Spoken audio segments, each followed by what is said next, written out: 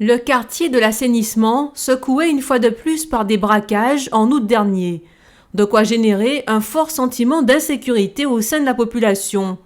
Excédés par ces actes de violence à répétition, certains commerçants du coin particulièrement exposés en sont venus à penser à des solutions extrêmes. Au bout d'un moment, on en a ras-le-bol. Donc si ça continue avec les commerçants, on s'est déjà concerté, je pense que on fera comme les braqueurs, on va s'armer et puis d'un moment, c'est parce que, soi-disant on dit de rendre les armes, mais aujourd'hui on se constate que les voyous, les braqueurs, ils sont encore mieux armés que nos policiers. Donc il ne faudrait pas que ça arrive jusque-là, mais au bout d'un moment, il faut bien savoir que nous travaillons, il y a des charges à payer, il y a le personnel, on a des loyers, et les braqueurs qui viennent prendre la caisse, bon, au bout d'un moment, je pense que ça va mal se passer. En France, la détention d'une arme à feu est très encadrée par la loi. À moins de pratiquer le tir sportif ou la chasse, ou d'être exposé à des risques sérieux dans le cadre d'une activité professionnelle, il n'est pas possible d'acheter ou d'en conserver une, sauf si c'est une arme de collection. Mais même si elle était détenue en toute légalité, contrairement à ce que l'on pourrait croire, il est très compliqué d'invoquer la légitime défense. Selon le code pénal, celle-ci doit être justifiée et proportionnée.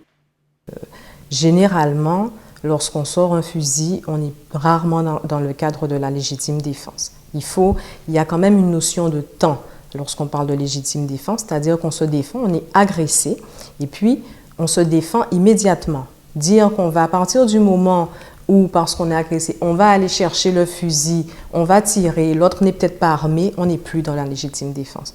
Donc lorsque ces commerçants décident de s'armer pour effectivement, parce qu'ils pensent qu'ils vont pouvoir éviter qu'on les vole, etc. Ce qu'ils font surtout, c'est ce qu'ils risquent surtout, c'est la prison et de perdre leur liberté. Je pense qu'il faut qu'ils pensent à ça. Maintenant, aujourd'hui, de plus en plus, les communes, les mairies, la préfecture essaient de mettre en place de plus en plus de patrouilles.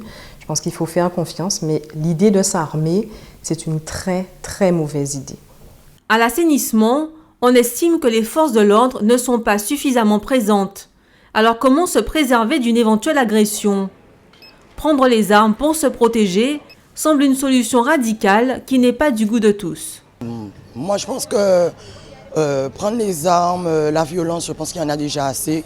Donc prendre les armes, non. Je pense qu'il y a autre chose à faire par rapport justement à cette montée de violence, surtout par rapport aux autorités et puis des actions même au niveau